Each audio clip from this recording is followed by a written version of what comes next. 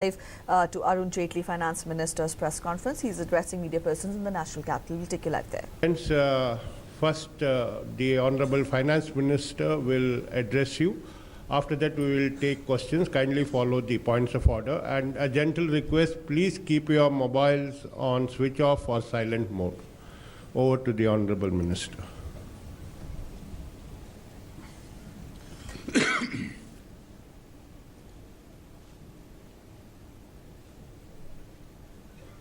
पिछले 2.5 वर्षों में जब से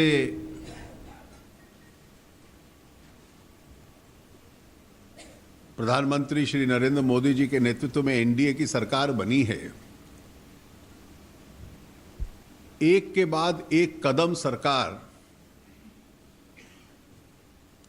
इस देश की अर्थव्यवस्था को काले धन से मुक्त करने के लिए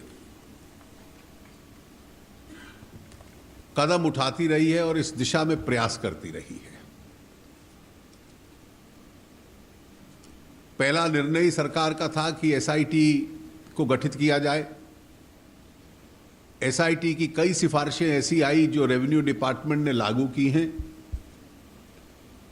और इनमें से कई सिफारिशें ऐसी हैं जिससे ब्लैक मनी का जेनरेशन और ब्लैक मनी का प्रयोग, उसका यूजर दोनों चेक होते हैं। उसके बाद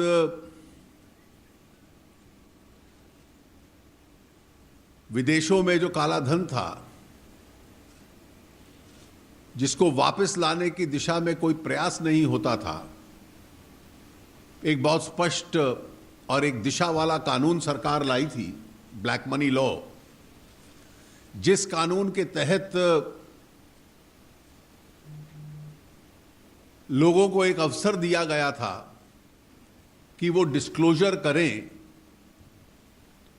और उस पर एक special rate of high taxation दें 60% का, और काफी मात्रा में लोगों ने डिस्क्लोजर किया। जो इसके बाद भी पकड़े जाते हैं और जिन्होंने डिस्क्लोजर नहीं किया हुआ, उनके खिलाफ बहुत कड़ी कार्रवाई का प्रावधान उस कानून में है।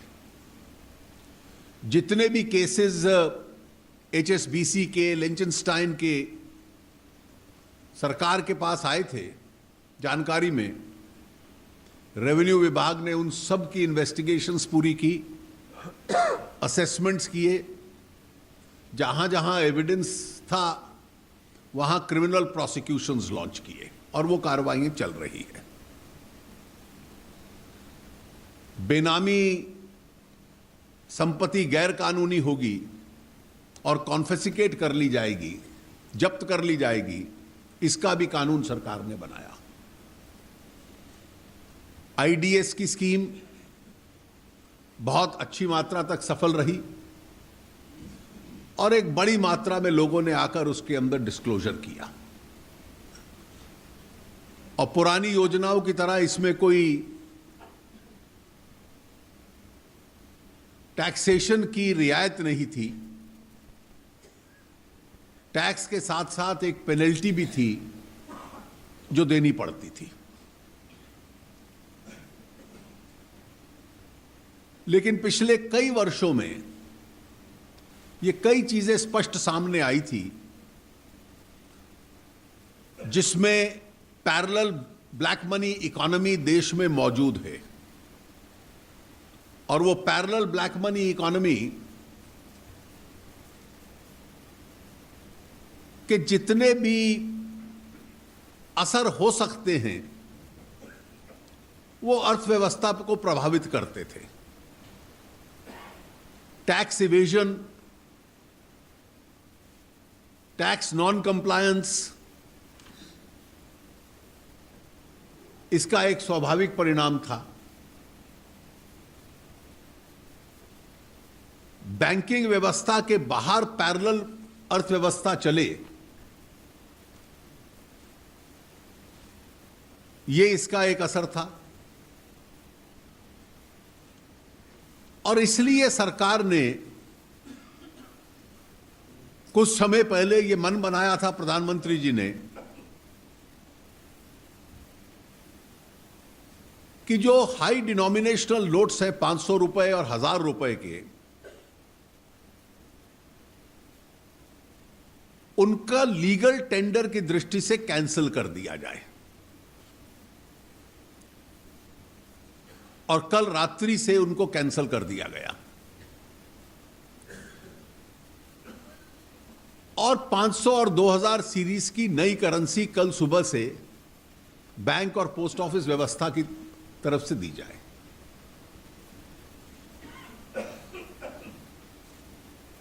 इसमें सरकार का स्पष्ट मानना यह है कि इस निर्णय का पूरे समाज में बहुत बड़ी दृष्टि से स्वागत हुआ है और पूरे विश्व में भारत की अर्थव्यवस्था की विश्वसनीयता बनी रहे, क्रेडिबिलिटी बनी रहे, उस दृष्टि से यह एक बहुत बड़ा कदम है। इसके साथ साथ ये एक बहुत प्रभावी कदम है इस देश को कैशलेस इकोनॉमी की दिशा में ले जाने के लिए। It does not merely nudge the economy in that direction, it significantly pushes the economy in that direction.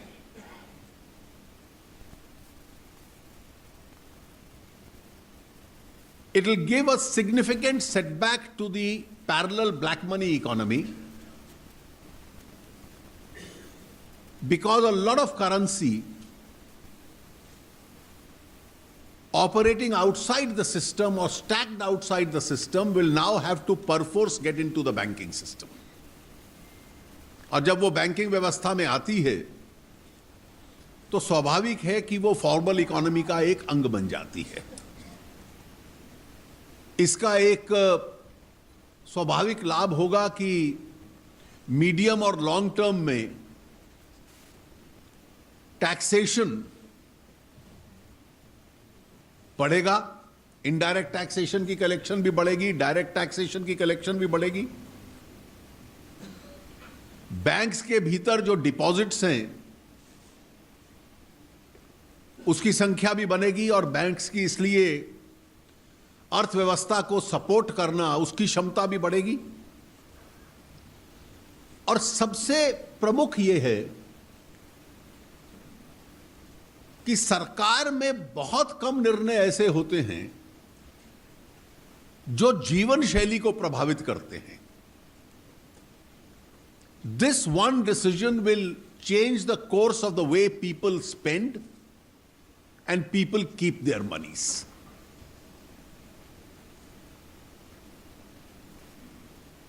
It's a very rare decision that a government takes where an honest citizen realizes that it pays to be honest. It's better to be honest. He has the satisfaction of being honest. And the not so honest are left worried. ये एक स्वाभाविक इस निर्णय का एक असर है। ये निर्णय आर्थिक सुधारों की दृष्टि से भी अपने आप में एक बहुत बड़ा इकोनॉमिक रिफॉर्म है, क्योंकि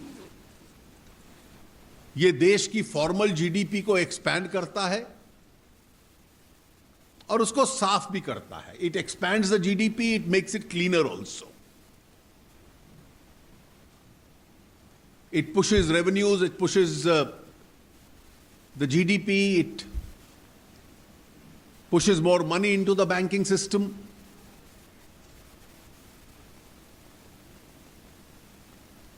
और इसके स्वाभाविक लाभ रहने वाले हैं। अब जो करेंसी बाजार में है उसमें से कितनी बैंकिंग सिस्टम में वापस आती है ये तो समय के साथ पता चलेगा। इस रिप्लेसमेंट में कुछ असुविधा भी हो सकती है, और उस असुविधा को सबसे कम करने के लिए सरकार ने कल निर्णय लिया था, जिसके तहत कुछ अपवाद एक्सेप्शंस किए थे 72 घंटे के लिए। फाइनेंस मिनिस्ट्री में इसको हम बहुत नजदीकी से मॉनिटर कर रहे हैं,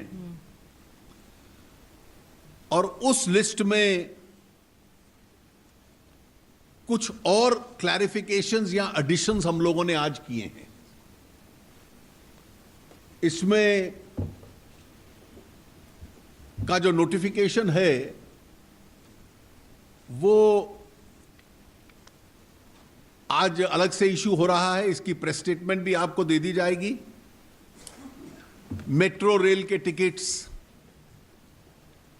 टोल प्लाजा पे ऊपर टोल,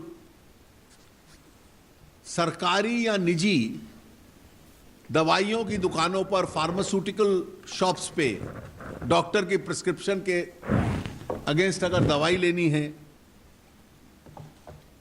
एलपीजी गैस सिलेंडर्स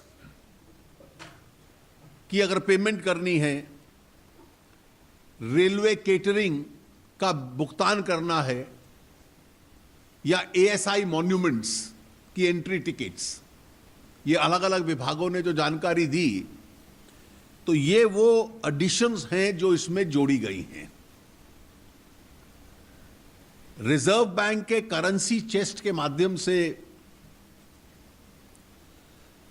सभी बैंक्स और पोस्ट ऑफिसेज में पर्याप्त करेंसी उपलब्ध हो जाए, इसकी व्यवस्था की गई है। लेकिन यह स्पष्ट रहे कि 2 से 3 सप्ताह लगेंगे इसकी पूरी एडिक्वेट रिप्लेसमेंट के लिए। कल सुबह से शुरू हो जाएगी, इसलिए आरंभ में हमने कुछ सीमाएं बांधी हैं जो कल बताई गई आपको। जैसे और करेंसी बैंकिंग सिस्टम में डिस्ट्रीब्यूट होती है, उन सीमाओं के ऊपर भी उसको एक्सपैंड करने के लिए भी पुनर्विचार साथ साथ होता रहेगा।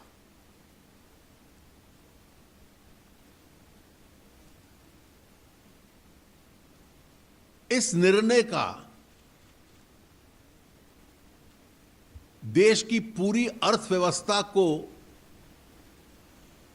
बहुत अधिक मात्रा में लाभ होगा। It will be a significant advantage, और इसका लाभ केंद्र के साथ साथ राज्य सरकारों को भी होगा। The states also benefit when the kitty of revenue goes up.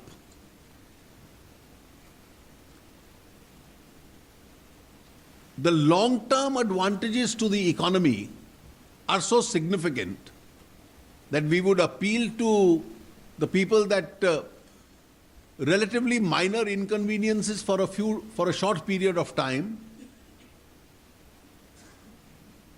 should be borne, and we will try our best to minimize those inconveniences.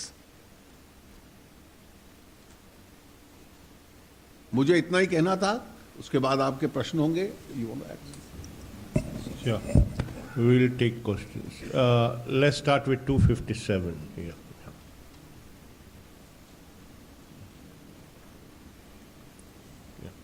Good evening, sir. This is Supriya Srinath from ET Now. You've rightly pointed out that this is perhaps one of the biggest reform measures. Just wanted to understand, rough back of the envelope calculations say that the velocity of the black money economy is around 30 lakh crore rupees. Have you done any calculations of what money could be unearthed in this drive, though this is not the prime motive? And also, sir, are you concerned about the immediate consumption being dented in the near term? You see, estimates can only be estimates, and therefore I would not venture against. 13 lakh crores is actually being mentioned, and that's a reasonable figure, as the quantum of high denomination currency. Now, It's not black money. That is legitimate currency in operation. Now, people who use a part of it in circulation and don't account for it, it's only that part that becomes illegitimate black money. Now, a lot of this, once it gets into the banking system, will change the consumption patterns. So where people were earlier spending in cash, now they will spend through check or through the digital mode. After the Jan Dhan Yojana, an overwhelmingly large section of India is connected to the banking system itself. We have one of the most robust financial inclusion programs, and if somebody is still outside it, it may just take him a few minutes to get into the banking system. And he doesn't have to pay any money. Even with a zero bank account balance, he can get into the system. So the consumption pattern itself will change because he'll now be paying for that consumption by a different mode. So most people, just one more question, most people have hailed this move as being reformist, and a lot of people believe this is going to curb inflation, better your fiscal deficit. Is there an expectation that one has, and is that expectation belied, of a rate cut coming on this account as well? Because there are so many positives that are coming out of this. Well, I won't get into that issue at the moment at all. हाँ sir, मैं दीपाली हूँ CNBC आवाज़ से। इधर sir, इस फैसले के बाद एक जो धंधा शुरू हो गया है वो है मनी कन्वर्जन का। इस तरह की खबरें देश भर से आ रही है कि मनी कन्वर्जन के इंसिडेंट हो रहे हैं, साथ ही साथ जो 50 और 100 रुपए के नोट है वो प्रीमियम पर मिल रहे हैं। तो सरकार इस पर कैसे नजर बनाए हुए है? सरकार और जो रेवेन्यू विभाग है इस पे नजर रखे हुए है, और ये रिपोर्ट्स बहुत एग्जैजरेटेड हैं। आज कल रात 12 बजे के बाद कोई कन्वर्ट करके इसको लेता भी है तो बाद में उसको भी इसके लिए अकाउंट फॉर करना पड़ेगा कि इसका सोर्स क्या था। So those who indulge in this trade are going to run a very high risk. And therefore these reports itself would be highly exaggerated because nobody would transact in what would be obviously a losing proposition. Yeah, Siddharth. This question is for the Financial Services Secretary. Ma'am, most banks have shut down tellers in branches after the advent of ATMs, and most bank branches don't have enough number of people to man these tellers. So are there some special instructions which are going out, because there'd be a huge queue at most bank branches? And what is being done with respect to private banks, because that's where most people face problems in terms of dealing with the bank branches? May I, sir? Should I answer that? Thank you, Siddharth. We've been tracking this from the morning today, and while our focus is a little more on the public sector banks, we are in touch with the RBI, and we know that the same set of steps are being taken by the private sector banks as well. The first part, of course, is availability of cash, and that is something that's been taken care of. So the ATMs are going to be refilled again and again for enablement of ATMs to dispense cash as required. Within each bank branch, dispensing cash is something that can be done by people who are not called tellers. So that is something as a backup arrangement which is being taken care of. There are a number of other steps being taken, but you haven't asked about those, so I'm not really getting into that. But the banking correspondent network is something which has been very, very strongly energized to reach out into all areas to take care of conversion.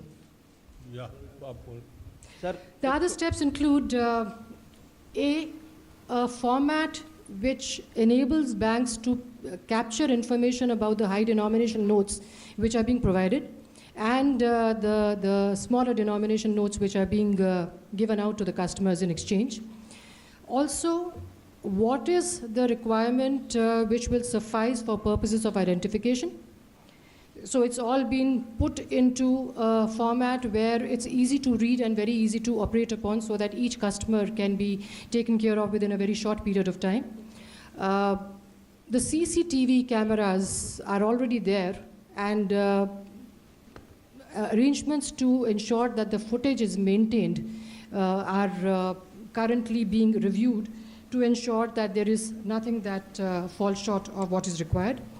Finally, banks have nominated people as nodal officers so that if there are any refinements that are required in the process of rolling out this exchange program and helping people to access the banks for smaller denomination currency notes, it's taken care of by the nodal officer. All the information is captured, and we are actually going to be working with the Reserve Bank of India to capture that information to see whether any further refinements are required.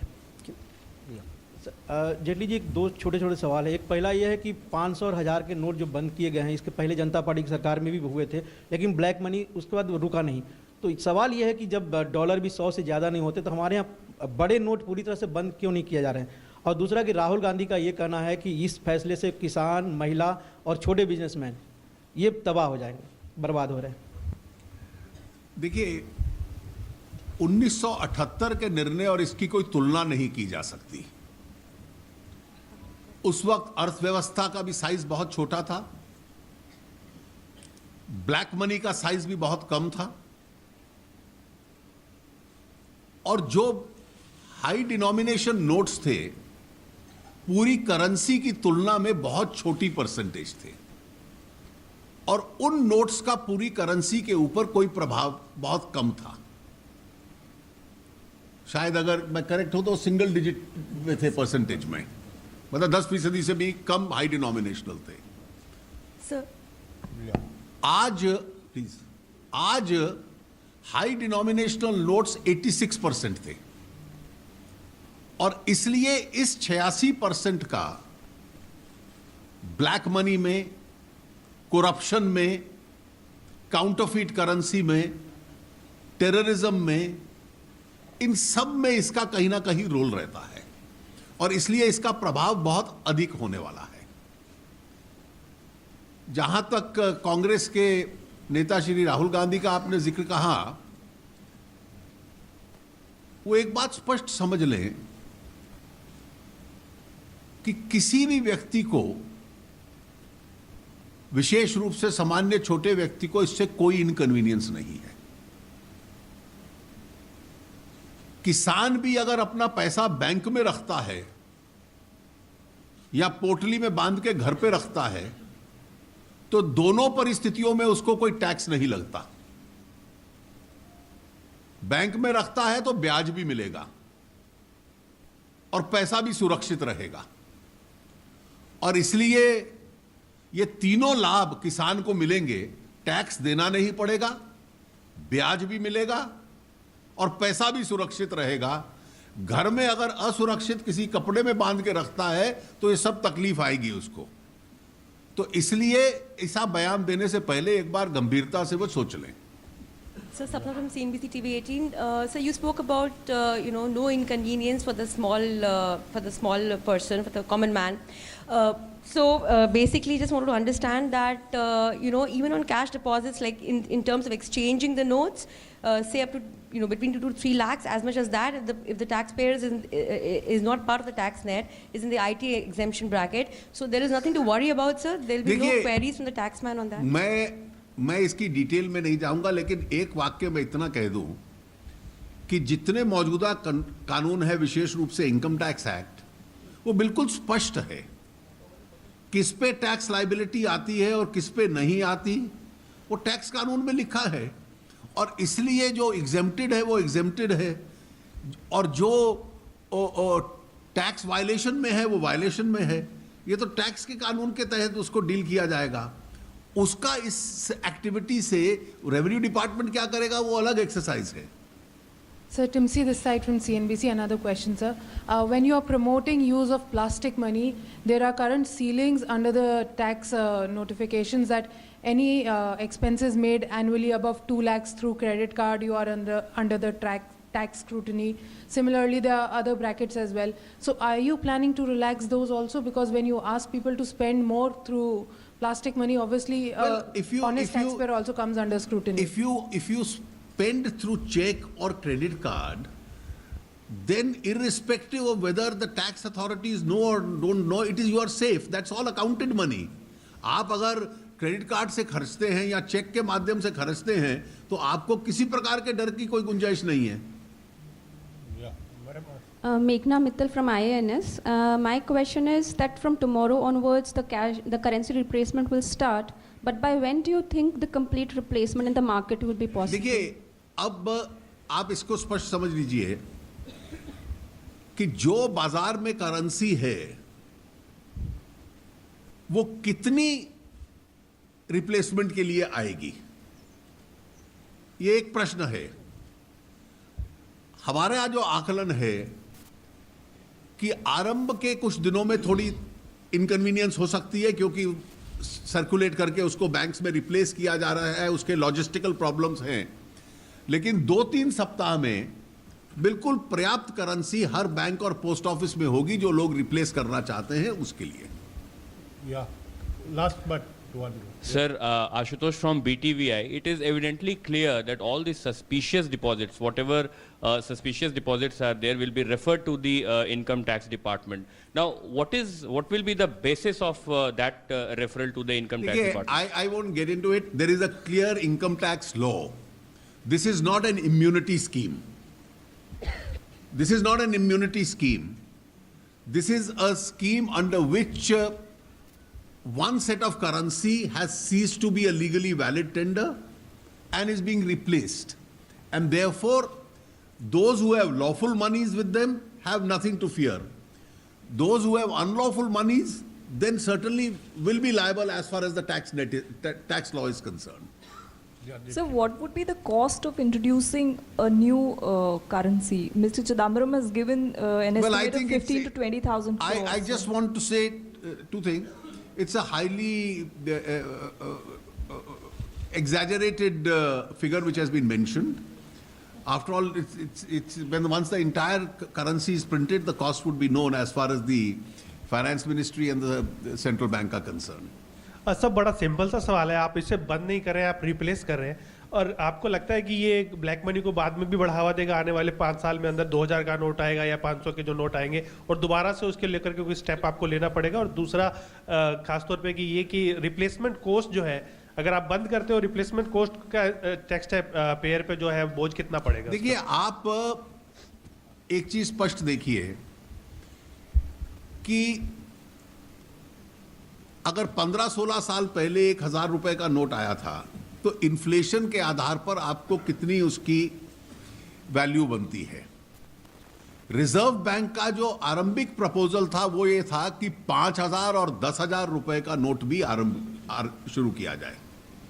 सरकार ने उस सुझाव को नहीं माना था और बाद में ये 2000 रुपए का नोट शुरू हो, क्योंकि रुपए की जो कीमत है, ताकि उसकी लॉजिस्टिकल पैसे को साथ डील करने की भी जो कन्वीनियंसेस हैं उसमें आए. और इसलिए एक बार ये सारा पैसा टैक्स नेट के अंदर अगर आता है तो किसी भी स्वाभाविक व्यक्ति के लिए क्या इंसेंटिव होगा कि उसको टैक्स नेट में लाना, उस पर टैक्स देना और उसके बाद उसको दोबारा ब्लैक मनी कन्वर्ट कर देना. सर, ये इतना सरल नहीं है आरंभ में. सर, मैं शिशिर चौरसिया हूँ अमर उजाला से. कल सर आरबीआई गवर्नर ने कहा था कि कल बैंकों में हो सकता है अफरा तफरी हो, इसके लिए अतिरिक्त काउंटर खुलेंगे और अतिरिक्त समय होगा, कार्य समय. तो जानना चाहूँगा कि सर कितने काउंटर अतिरिक्त होंगे और कार्य समय अतिरिक्त क्या होगा? कितने काउंटर अतिरिक्त होंगे ज़रूरत के मुताबिक. बैंकों की व्यवस्था बहुत बड़ी है और इतनी सारी हमारी 1,25,000 ब्रांचेस हम काउंट करते हैं रूरल एरियाज़ में और अर्बन एरियाज़ में और भी हैं. तो जिस तरह से ज़रूरत होगी उस तरह से व्यवस्था की जाएगी. इसके अलावा जो बैंकिंग कॉरेस्पॉन्डेंट्स हैं वो, जैसे मैंने आपसे पहले जिक्र किया था कि जगह जगह जाकर अकाउंट में पैसा डिपॉजिट करने का और उसमें से पैसा निकालने की दोनों सुविधा जो है वो मुहैया करवा रहे हैं. और बाकी आपने बात की कि एक्सटेंडेड टाइमिंग्स का, ये देखते हैं. अभी इसके ऊपर फाइनल फैसला कोई नहीं हुआ है, पर जैसे ज़रूरत होगी सुविधा अनुसार कस्टमर्स के उसको साथ के साथ करते जाएंगे. 170. Sir, this is Suchetna from Hindustan Times. Many experts believe that hoarding of cash from now on will become difficult because high denomination currency like 2,000 rupees will come with a GPS tracking system. There will be a chip. But do you think maybe 3 years from now this could lead to gold smuggling or maybe keeping of gold bars? देखिए, ये chip वाली बात कहां से आई मुझे नहीं मालूम।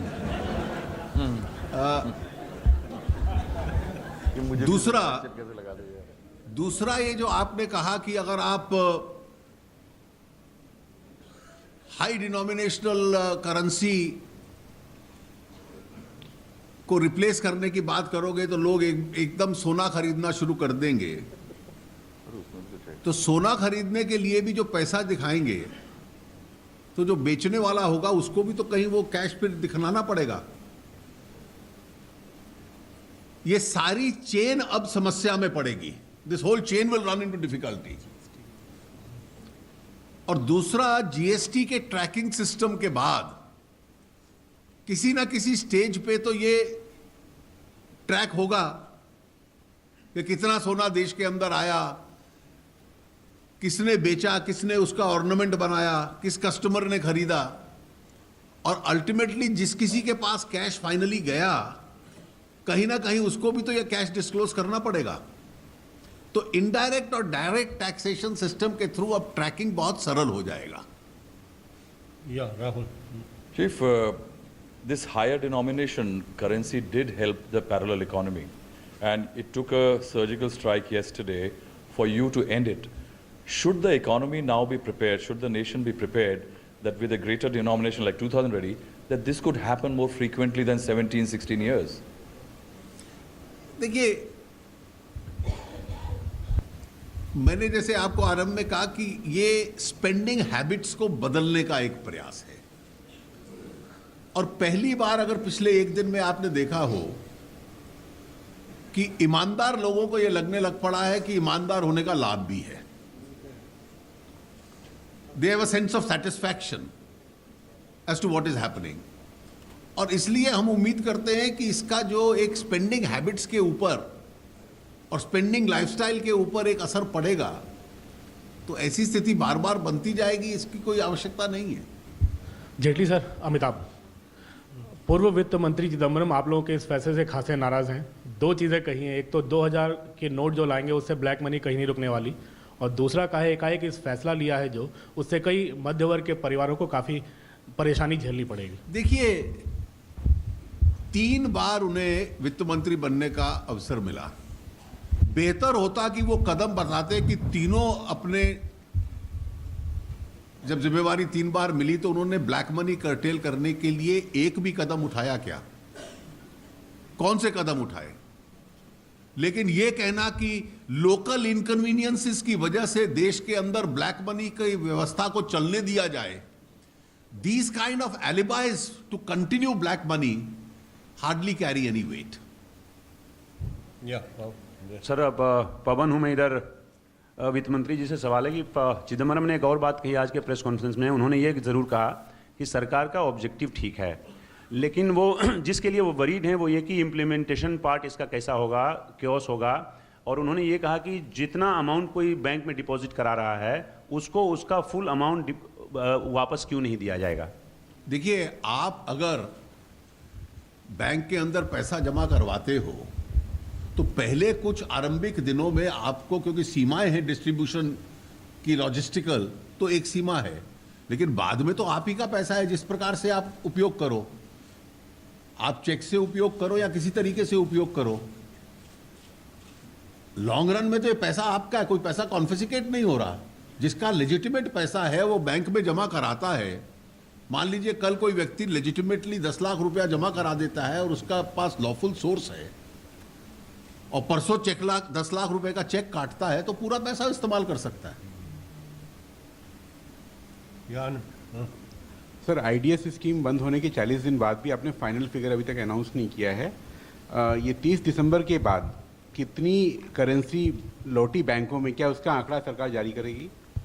स्वाभाविक है इसको जारी करेंगे। मुझे लगता है इन्होंने टैबुलेट कर लिया है। You will get the figure in due course. 152. Arun ji, Vanakkam, Venkatraman from Dinamala. Arun ji, we have seen the money, how it plays a very important role in the winning of the elections. The timing of the announcement yesterday, is it anything to do with the forthcoming assembly elections in Uttar Pradesh?